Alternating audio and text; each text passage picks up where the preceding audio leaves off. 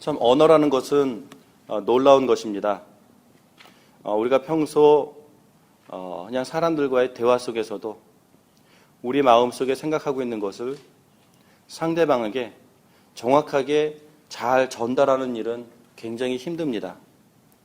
내 마음속에 내가 그리고 있는 그 스토리를, 그 그림을 그 상대방에게 지금 그것이 어떤 그림인지, 그 상대가 지금 무엇을 보아야 되고 무엇을 들어야 지금 내가 전달하고자 하는 것을 정확하게 이해할 수 있는지를 소통하는 것은 정말로 힘든 일입니다.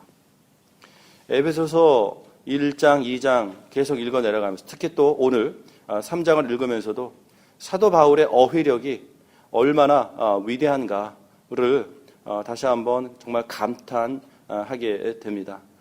그리고 또 이것이 어찌 사람의 어휘력으로만 표현이 가능한 일이겠습니까?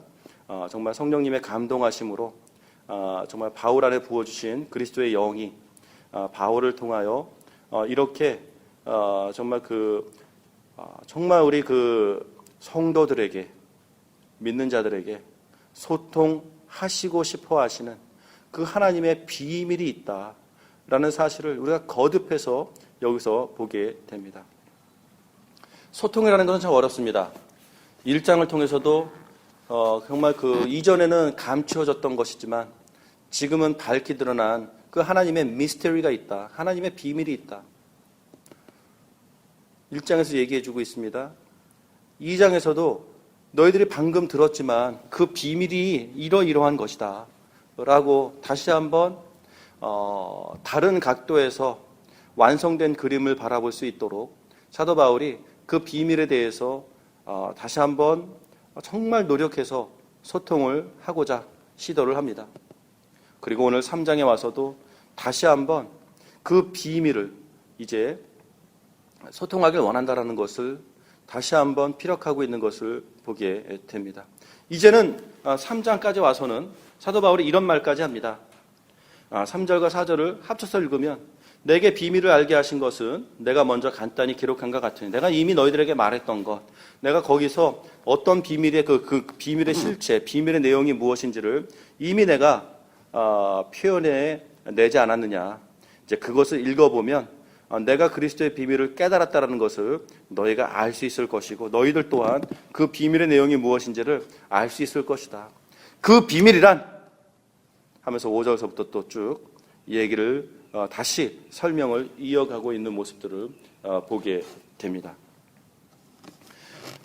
이와 같이 사실 그 그리스도의 비밀이 뭡니까? 그리스도의 비밀은 이 세상 모든 만물이 그렇죠? 그 하나님의 그 계획 속에서 이 세상 모든 만물이 이 땅의 것이나 이 땅 위의 것이나 그 모든 것들이 그리스도 예수 안에서 통일되게 하는 것, 그것입니다. 사람의 언어 속에 통일시킨다라는 말은 무엇입니까? 광개토 대왕이 그랬고 알렉산더가 그랬고 또 로마가 그랬듯이 통일시킨다라는 것은 그 모든 영역의 주권자가 된다라는 말입니다. 그런 모든 영역의 왕이 되신다라는 말입니다. 바로 그것이 하나님의 창조에 숨겨졌었던 놀라운 하나님의 마음이자 하나님의 의도이자 하나님의 계획이자 그것이 비밀이었다. 그것이 하나님의 미스터리다 라고 이야기해주고 있다라는 것입니다. 그러면서 우리가 여기서 다시 한번 생각해 봐야 될 너무나도 당연한 거지만 그래도 표현해내야 되는 것이 있다면 우리는 계속해서 에베소서를 통해서 비밀이다 하다 보니까 오해가 생길 수도 있다라는 것을 보게 됩니다. 비밀이 뭡니까? 아무에게도 말해서는 안 되는 겁니다. 어느 누구도 알아서는 안 되는 겁니다. 이것이 큰 오해가 된다라는 것입니다. 하나님의 비밀은 거꾸로입니다. 하나님의 비밀은 모두가 알아야만 하는 것입니다. 모두에게 밝혀져야만 하는 것입니다. 그래서 그 비밀을 우리에게 바울에게 알게 하셨고요. 바울을 통해서 성도들에게 알게 하셨고요. 이제 성도들은 또 교회는 이것을 온 세상 만방에 정말 이것을 선포하고 소통하고 깨달아 알게 하는 것, 전파하는 것, 이것이 바로 하나님의 비밀의 사용법이다라는 것입니다. 사도 바울은 그 계시를 깨달은 이후에 결코 침묵하지 않았습니다. 정말 사람의 노력을 다하여 사람의 언어로 이것을 표현해냅니다. 특히 글로 말입니다. 말로 설명해 주는 것도 쉽지 않은데 그것을 단어로 하나 정말 그 방대한, 그 놀라운, 그 깊이 있는 것을 사람의 언어로 표현해낸다는 것이 얼마나 제한적이며 또 얼마나 힘들었겠습니까? 그러다 보니까 1절을 통해서 소통했었던 그 비밀을 2장을 통해서 1장을 통해서 소통했었던 비밀을 2장을 통해서 다시 한번 내가 지금 하고자 하는 말은 이러이러한 것이다 라고 다시 한번 쭉 설명을 해준 다음에 3장에서 다시 한번 그런데 그 비밀이라는 것이 사실 또 이런 것이다 라고 하면서 여러 각도에서 우리들에게 얘기해 주고 있다라는 것입니다. 이 말은 또 우리들에게 무엇을 얘기해 줍니까? 그렇습니다. 우리가 에베소서 1장을 한번 읽었다고 하나님의 비밀을 통달한 사람들이냐? 아니라는 것입니다. 2장을 읽어보니까 하나님의 비밀의 그 실체, 하나님의 비밀의 그 내용, 하나님의 비밀의 내용, 그 깊이, 정말 그 방대함이 얼마나 대단한 것인가를 2장을 통해서 발견하게 됩니다. 2장을 아무리 반복해서 읽어도 내가 다 이해가 안 됩니다. 이해가 안 된다는 것이 무엇이냐면 그 단어가 무슨 말인지 내가 단어를 읽었고 한 문장을 읽었고 한 문맥을 읽어서 내가 읽은 내용이 무엇인지는 내가 방금 읽었으니까 내 눈이 그 단어들을 쭉 한번 훑어봤으니까 내 두뇌에 입력된 것들이 있으니까 대충 무슨 말인지는 왜 이해를 못하겠습니까? 하여튼 읽었으니까 읽었긴 했는데 사실은 그 읽어서 내가 대충 알게 된 그것으로 끝나는 것이 아니라 거기에서 사도 바울이 표현해내고자 했었던 그 하나님의 놀라운 것들을 아무리 묵상하고 연구해도 정말 그 깊이의 실체를 제대로 이해하기란 정말 우리가 얼마나 정말 부족한 자들인지를 다시 한번 확인하게 된다라는 것입니다. 그래서 우리가 이 말씀을 날마다 묵상하고 연구하고 공부하면서도 이것이 정말 완성되어질 수 없으면 정말 그 부족한 부분들을 그리스도의 영이 우리들에게 부어주사 하나님께서 우리가 사도 바울 에베소서 1장에서 사도 바울이 했었던 기도 속에서 나오듯이 우리에게 지혜와 계시의 영을 부어주사 그 높이와 깊이와 정말 이 방대한 것이 얼마나 대단한 것인지를 깨달아 알게 되기를 원한다라고 바울이 얘기하지 않습니까? 바울 스스로도 그런 말을 하는 것이죠. 내가 아무리 이것을 정말 나의 어떤 그 어휘력으로 표현해내고자 싶지만 이 표현이 잘 안 된다. 그리스도의 영이 나에게 부어진 바 되어 정말 내가 지금 어떤 것들을 깨달았는지, 그렇죠? 3절 4절 에베소서 내게 그 계시로 내게 비밀을 알게 하신 분이 계시다. 그것을 읽으면 정말 내가 그리스도의 비밀을 얼마나 정말 깊이 있게 깨달았는지를 너희가 대충 알 수 있을 거 아니겠느냐. 이렇게 오히려 우리들에게 호소를 하듯 정말 이것이 문장력으로 해결될 문제가 아니라 정말 그리스도의 영이, 그 계시의 영이 우리들에게 부어진 바 되어 정말 그 깨달음이 하늘로부터 임하게 되는 것, 이것이 정말 우리들에게 얼마나 절실한 것인지. 그래서 성경을 공부하는 자들에게 있어서 정말 이런 겸손함이 있어야 됩니다. 성경을 연구하면서 에베소 3장을 우리가 묵상하면서도 하나님 이 글을 통하여 주께서 담아주신 그 하나님의 그 놀라운 그 깊이 있는 그 하나님의 마음을 깨달아 알게 하여 주시옵소서. 그러다 보니까 사도 바울이 오늘도 다시 한번 에베소서 3장에서 기도하지 않습니까? 이러므로 14절에 이러므로 결국은 내가 무릎을 꿇고 하나님 앞에 비인다. 그 수밖에 없다. 하나님 앞에 무릎을 꿇고 비는 내용이 무엇입니까? 성도들을 향한 사도 바울의 간절한 마음이 16절에서부터 담아지고 있지 않습니까? 계속 자기가 최선을 다해서 하나님께서 자기에게 밝혀주신 그 놀라운 비밀을 성도들에게 좀 가르쳐 알게 하고 싶은데 이게 안 되니까, 이게 쉽지 않으니까 결국 스스로도 자기의 어휘력, 자기의 필체, 문장력, 이거에 의존하기보다는 스스로가 무릎을 꿇고 하나님 앞에 부탁하는 거죠. 하나님 앞에 부탁을 하는 겁니다. 16절에서부터 그의 영광의 풍성함을 따라 그의 성령으로 말미암아 너의 속사람을 능력으로 강건하게 하시오며 믿음으로 말미암아 그리스도께서 너의 마음에 계시게 하옵시고 너희가 사랑 가운데서 뿌리가 박히고 터가 굳어지게 되는 것. 그래서 능히 모든 성도와 함께 지식에 넘치는 그리스도의 사랑을 알고 그 넓이와 길이와 높이와 깊이가 어떠함을 깨달아 하나님의 모든 충만하신 것으로 너희에게 충만하게 하시기를 구하노라. 이게 지금 사실은 이 에베소서의 신기한 것은 또 하나가, 물론 에베소서뿐만이 아니라 이 신약 성경의 놀라운 신기한 것은 무엇이냐면, 이 모든 표현들이, 또 이 모든 단어들이 띄어쓰기도 없고 쉼표도 없고 마침표도 없고 그 분단 나누기도 없고, 모든 단어들이 그냥 빼꼼 그냥 다 연결해서 적혀졌다라는 것입니다. 그러니 한 단어 한 단어를 우리는 분리시켜야 이해할 수 있는 사람들인데, 우리의 시대 지금 여기에서는 한 단어 한 단어를 애써서 분리시켰고요. 거기에 우리의 이해를 돕기 위해서 우리가 나름대로 알아서 쉼표를 대충 찍었고요. 거기서 또 우리가 알아서 대충 한 문장을 마치기 위해서 마침표를 찍었고요. 이렇게 분단 나누기를, 문장을 나름대로 이렇게 분리시켜서 우리가 나름대로 읽어낼 수 있도록 했지만, 사실은 원래의 의도는 하나님의 그 대단한 것들을 어찌 이 문장력에 다 담을 수 있겠습니까? 라는 그 마음으로 어쨌든 그냥 다 빼고 꽉꽉 눌러서 담아낸 그 내용들을 우리가 지금 읽고 있는 겁니다. 그러니 여기서도 형용사가 얼마나 많습니까? 그냥 15, 16, 17, 18, 19. 그냥 한 가지 포인트로 얘기하자면, 하나님께서 우리를 얼마나 사랑하시는지 그거를 좀 알았으면 좋겠다.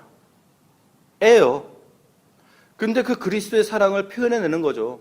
그 영광의 풍성함을 따라서 그의 성령으로 말미암아 우리의 속사람을 정말 하늘의 능력으로 이 강건하게 하시오며, 우리가 강건하게 되어야 됩니다. 무엇을 위해서요? 딴 게 아니라 그리스도의 사랑을 깨달아 알게 되는 바로 그 목적을 달성하기 위해서다라는 것이죠.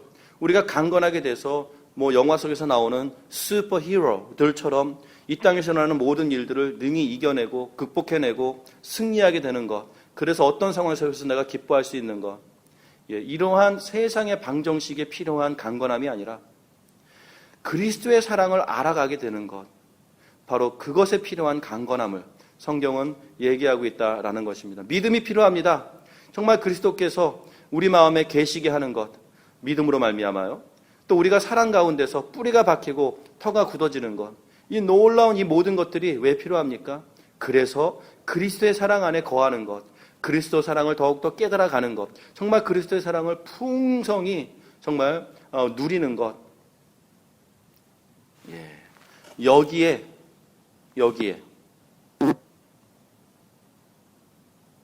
이 모든 표현들이 지금 초점을 맞추고 있는 것을 보게 됩니다. 그래서 19절에 18절에도 능히 모든 성도와 함께 지식에 넘치는 그리스도의 사랑. 지식엔 얼마나 넘치냐? 19절. 그 너비와 깊이와 높이와 길이와 높이와 깊이가 어떠함을 정말 깨달아 알았으면 좋겠다. 그래서 하나님의 모든 충만하신 것으로 너희에게 충만하게 하시기를 내가 구한다. 그러면서 찬송하죠. 더 이상 20절, 21절을 보게 되면 사도 바울의 특징이 있습니다. 사도 바울의 특징. 로마서를 썼었던 그 로마서를 통해서도 이 바울 서신에서 계속해서 밝혀지는 사도 바울의 특징이 있는데요. 사도 바울의 특징이 있다면 3단계로 나누어 볼 수 있을 것 같습니다. 첫 번째는요, 어쨌든 교사로서 최선을 다하여 하나님께서 자기에게 밝혀주신 그 계시의 영을 성도들에게 가르쳐주고자 굉장히 수고를 합니다. 그래서 교과서를 만드는 거죠. 믿음은 이런 것이고 신앙은 이런 것이고 교회는 이런 것이고 쭉 나열을 하다가 특히 그 하나님의 세계, 하나님의 마음에 대해서 담아내고자 할 때에 사도 바울의 특유의 그 특징이 나오는데, 이렇게 첫 번째는 티칭을 하고요. 두 번째는요, 티칭을 하다가 펜을 잠깐 접고 기도를 합니다. 이게 가르쳐서 될 일이 아니라 하나님께서 나를 깨닫게 하셨듯 주께서 그들을 깨닫게 해주시기를 원합니다. 하나님께서 나에게 이러이러한 것을 깨닫게 해주셨듯 정말 주께서 그들에게도 강건하게 하시고 풍성하게 하시고 충만하게 하시고 깨닫게 하시고 부어주게 하시고 하셔서 그것이 깨달아지게 되기를 원합니다 라고 기도를 합니다. 그 다음에도 만족을 못하고 그 다음에도 그 벅차오르는 정말 자기가 소통하고 싶은 정말 성도들이 정말 깨달았으면 좋겠는 그 간절한 마음 때문에 사도 바울이 결국 하는 것은 오늘도 나타나는 20절, 21절. 결국은 무릎을 꿇고 하나님을 찬송합니다. 하나님을 찬송합니다. 우리 가운데 역사하시는 능력대로 우리가 구하거나 생각하는 모든 것에 더 넘치도록 능히 하실 그분에게 교회 안에서와 그리스도 예수 안에서 영광이 대대로 영원 무궁하기를 원하노라. 이렇게 찬송하러 자기의 모든 어떤 그 가르침의 수고에 매듭을 짓습니다. 여러분, 우리가 이것을 통해서 오늘도 맛배기밖에 할 수 없지만 배울 수 있는 것이 무엇입니까? 그겁니다. 배움과 기도와 찬양은 사도 바울만의 어떤 습관이 아니다라는 것입니다. 정말 사도 바울이 성도들에게 또 사도 바울을 통하여 주께서 성도들에게 부어주시는 하나님의 놀라운 계시의 그 매니페스테이션, 정말 하나님의 계시의 우리 안에 드러남은 무엇이냐면 우리가 깨닫게 되고 우리가 더욱더 기도하게 되고 우리가 더욱더 찬양하게 되는 것, 예배하게 되는 것, 바로 이것이 하나님의 영의 부음을 받는 자들에게서 나타나는 하나님의 거룩한 매니페스테이션이다라는 것입니다. 그래서 우리 교회는 어쨌든 간에 계속해서 더욱더 하나님의 말씀에 대한 학습, 그 배움, 여기에 정말 수고의 그 노력을 더 해야 할 것이고요. 또 우리가 함께 모여서 더욱더 열심히 기도해야 할 것이고요. 또 우리가 함께 모여서 결국 하나님을 예배하는 것, 이 세 가지의 것을 우리가 보다 더 정말 충만히 누리게 되는 것, 누가 이렇게 강요해서 되는 것도 아니고 어떤 규칙을 만들어서 사람들에게 요구해서 되는 것도 아니고 정말 사람들에게 이 그리스도의 사랑이 풍성하게 나누어진다면 그 나눔 가운데에 자연스럽게 성도들은 그것에 대해서 더 알기를 원하게 될 것이고 정말 그것에 대해서 너무너무 알기를 원하니까 제발 좀 나에게 그 깊이와 넓이와 그 높이와 이런 것들을 정말 깨달아 알게 해달라고 하나님 앞에 무릎 꿇을 것이고요. 그 기도하는 가운데에 주께서 부어주시는 그 계시의 영으로 정말 자기 안에 그런 것들을 누리기 시작하면서 결국은 자기도 어찌할 수 없이 하나님 앞에 찬양하게 되고 예배하게 되는 것, 이것이 정말로 그냥 그리스도의 영이 우리 안에 부어진 바 되었을 때 자연스럽게 그냥 터져 나오는 하나님의 매니페스테이션이기 때문에 성도들 안에서도 자연스럽게 이런 것이 매니페스트 되어질 수 있도록 되어지는 것, 바로 이것이 우리가 교회를 섬기면서 성도들을 정말 목양하면서 정말 우리가 목격하고 싶은 또 우리가 추구하고 싶은 우리가 정말 그것을 이루어내기 위하여 섬기고 싶은 그 모든 그 사역의 틀이 여기에서 나타나게 되는 것을 발견하게 됩니다. 따라서 우리가 먼저 정말 하나님의 신실한 학생들이 되어야 할 것입니다. 그리고 또한 우리가 먼저 정말 하나님 앞에서 무릎을 꿇고 정말 그것을 그 깨달음을 위하여 하나님 앞 더욱더 기도로 정진할 수 있는 사람들이 먼저 되어야 할 것이고요. 정말 그것을 보다 더 깨닫게 하신 그 하나님 앞에 우리가 얼마나 더 정말 그 깊은 찬송과 영광으로 예배자로 하나님 앞에 먼저 나아가야 할지에 대해 우리 스스로를 먼저 돌아볼 수 있는 귀한 아침이 되기를 주님의 이름으로 축원합니다. 같이 기도하겠습니다.